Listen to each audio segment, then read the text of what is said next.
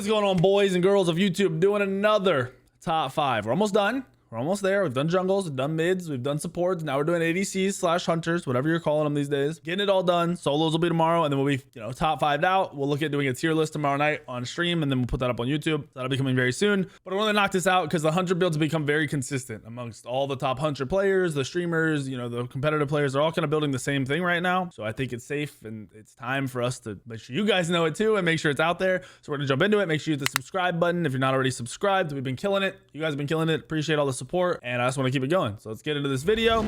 We are on Smite source. We have the builds updated for these gods and most gods. I'll go through and fix all the little ones, but you can essentially use these builds on the other hunters, so don't get it twisted too much. Number 5 on the list, I don't know that it'll be super obvious to all of you guys, but it's FREYA. FREYA has been being played just a lot, just a lot, and she does very well at all levels of play. She's very consistent. She has good clear, good fight potential. As soon as you have haste and ring online, you're able to run down anybody. So in the lower brackets, you will catch everyone off guard. In the higher brackets, people will be ready for it, but it's still, you literally just hit an auto and you keep going. You just W key at them until they die. The starter build is Gilded Arrow into ring. The ring is going to go into a hasten ring because that's going to allow you to fight. As soon as you finish hasten ring, you can kill somebody. Then you're going to go ring of Akate. It's going to give you a lot of power. It's going to steal a lot of power from your opponents, give you more attack speed, give you life steal sustain you need to go off of your passive. Then you're going to go Telkine's ring.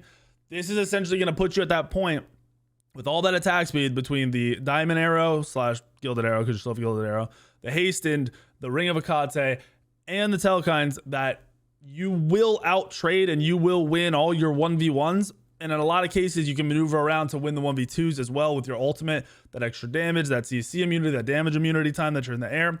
Super valuable. Then you're going to commit to the full rod. New tier 4 rod gives attack speed for every 40 magical power you have. So yes, you are going into a Diamond Arrow. That's not giving you magical power. We don't care. The attack speed is so valuable and the power is so valuable just in your auto attacks. We don't care. It doesn't matter. You're getting the 70 from Hastened. You're getting the 90 from Ring of Akate plus the 15 you're stealing. Then you're getting another 90 from Telkines. Then you're getting another 140 from the rod once you finish it. So you're sitting on a good amount of power. That attack speed buff is going to be nuts. Then you're going to go Obshar. It's going to give you the last of the magical pen you need. And it's going to give you 100 more magical power to build off of that Nimble Rod. I mean, it's FREYA. I think everyone knows what FREYA does, knows how scary and how much of a, FREYA just kind of runs a train on whoever she wants to run at. And there's not much you can do. And that's what she does with these builds. She is very consistent.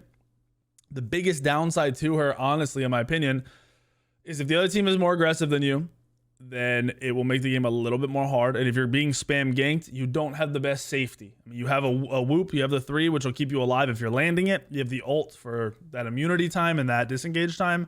Then you have beads and Aegis, which is the most, you got enough to live, but if they're consistently being ganked and you're not warding, it's going to be rough. Flip side, if you're warding, you know where the enemy team is all the time, and you are being aggressive in the proper way, kind of just unstoppable. And it's one of those gods that you really should pick up. It's a really good mage ADC to be playing right now, and I think it's just one of the hardest carries you can play out of that ADC role at this point in Smite. There isn't much else there is. There isn't much else that will do what she does in the game, and that has to be realized. Her matchups, all fairly good, honestly. I threw in random gods just for you guys to think about, but realistically, if you're whooping and you're being aggressive and you're playing back and you're not kind of taking bad fights, you'll be fine in most matchups. So don't overthink it and you'll be all right. So that's FREYA, number 5 on our list. Next up is Charybdis, and Charybdis is number 4 on our list for a couple reasons. She's nuts, and I think she's one of the best hunters in the game for sure, but people struggle at playing her. I think it's a mix of not understanding her kit as well as overestimating how easy she is to play. I really think that's just what it comes down to. I think most people don't have much time on her, so when they play her, they just think it'll be easy, and it's not, and they get clapped because of it. So the build is the new standard regular base auto attack hunter build. We saw a buff to Silver Branch. It has more pen now. So for the cost to pen ratio, it is nuts. It's bringing back an auto, the full attack speed type builds as well. Still going into the Death Toll, into the Crusher, into the Aussie as your start. This gives you a core, good power, good base, good lifesteal. Then we rush into the Kins. We get the Kins online. Then we get that Silver Branch online for that percent pen, and then we're going Oboe, and that's going to give us a lot of Silver Branch stacks. On a lot of gods, you can also opt for the Temper, Death's Temper, instead of Death's Embrace if you're not looking for more sustain, if you're just looking for more raw damage. It's really fun to do the Temper. I like building it, especially on gods without a steroid. I just think it's nuts. So that is an option for you. That's just preference. In my opinion, you'll do just fine with either or. Your early laning phase is very, very easy. You clear the wave. That's it. You clear the wave. You have really good auto attacks. You have really good clear. Now, when we get down into the abilities in the kit, the 2, for the love of everything in your life, the 2 is amazing. The 2 is the best ability in Cryptus's kit next to the 3. We're talking about the 3 in a second. The 2 is an AoE clear damage pen shred.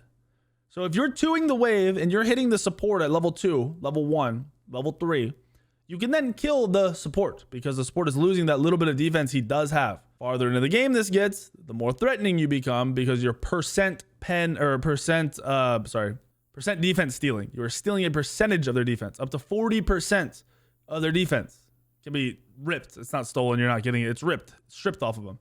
The 2 is nuts. 2 needs to be utilized. Please, please, please, please, please use that 2 better. Then you've got your Whirlpool form, which is nuts because it's your safety. It's your survivability. It takes you out of the game. Nobody can target you. Nobody can hit you. They can just see what you're doing. It also has a knock up off of it as long as you have your passive built. That knock up allows you to trade with pretty much anybody who's trying to dive you, and that needs to be understood. Then you've got your 1, which is going to be your good clear. Maul Hunger, sorry. This is going to be your ultimate. Then you've got your ultimate. This is just the leveling order. The ultimate is absolutely ridiculous, but you don't use it for damage. It is not a huge damage dealer. You're using it for CC immunity, for movement, for repositioning, and for lockdown when needed, when CC is needed. It is not a large, it's not Scylla ult. It's not the same. You have to use it differently. Stop using it as a big team fight damage. You'll get off 3 to 4 autos in the time you'll land your ult late game. Those 3 to 4 autos will do 3 to 4 times more damage than your ultimate. So please use it better. Then your spike shot, which is your 1, which is just essentially better clear / kind of just good trading. It gives you attack speed, and it's a really good steroid to have for the late game team fights. So understand that with Scylla with Cryptus, and you'll do a lot better than you currently are. I just think a lot more of you need to expand your thought and realize it's not max 1, me 1, then me 1, then me 1, then. That's not how it works. Your 2 is really that core thing that allows you to trade and win a lot of matchups and push a lot of aggression onto the enemy team. Got some of your strong matchups. We've got Rama because you can go underground while Rama's in the air. You've got Heimdall. Similar idea, except for you're just able to kind of control Heimdall a lot better than most gods are. Plus your fighting is very, very good. The slow on top of it, since Heimdall doesn't have great mobility. Solid.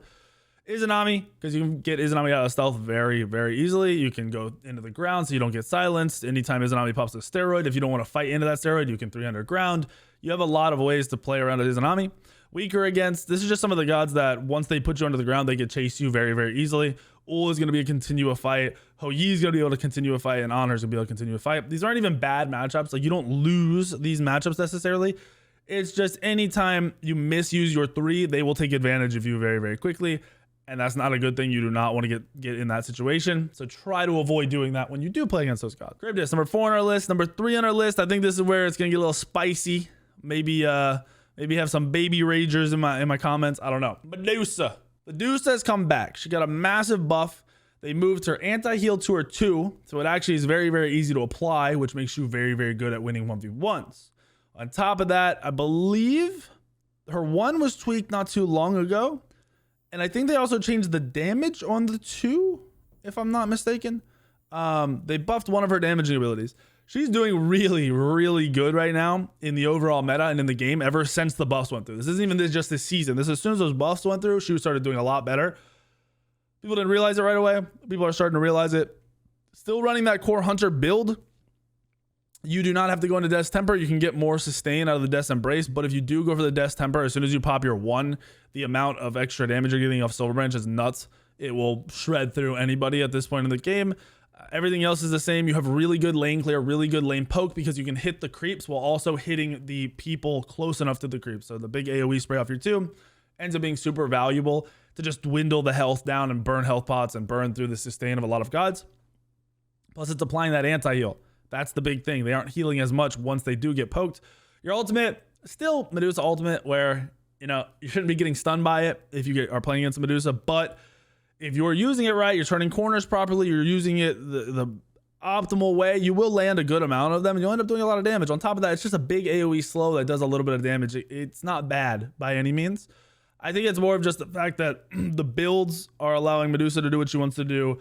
the way the game is being played, the fact that we have shorter cooldowns on relics, so she's a little bit safer as a really low mobility hunter, and then just the raw anti-heal in a meta where healing is super regular. I think that's one thing where you see meditation kind of controlling the early game meta in the solo and in the duo lane because of supports and solo lanes. That anti-heal is going to burn away at that. It's going to make it not anywhere near as valuable. So Medusa just has that on top of a lot of hunters, and that's why I have her sitting at that number 3 slot. Matchups wise, she has really good matchups on a lot of people. She can get locked down by On Her, by Charybdis, by Hou Yi, but at the same time you can trade into them. If you're ever fighting into them, realize most of the time you want to be the aggressor. You don't want to back off of them. You want to fight into them as much as humanly possible and just get to the team fights. Medusa is a better team fight god than she is a pure laning god. So go look for those team fights. Remember, your 1-3 combos hit very, very, very hard. Your 2 is great clear, great poke, and then you got your ultimate for all those team fights. So you have a solid kit all around, and that's why she's sitting at that number 3 slot. She's very, very good, and she's honestly pretty easy to play. Number 2 on our list, this I don't think will surprise people at all. It's Heimdall. Heimdall killing the game right now. It's just normal Heimdall. He's super safe because of his 3 as long as you're placing it consistently. As you move up, you move it up a little bit farther, you're always able to get to safety instantly. That is key to him. I have you building Death's Temper into this build because he doesn't have a steroid, and having that attack speed and extra damage is just it's nasty. It's the raw pure damage out of Heimdall. He's a 3-shot god without crit. It's a scary, scary thing.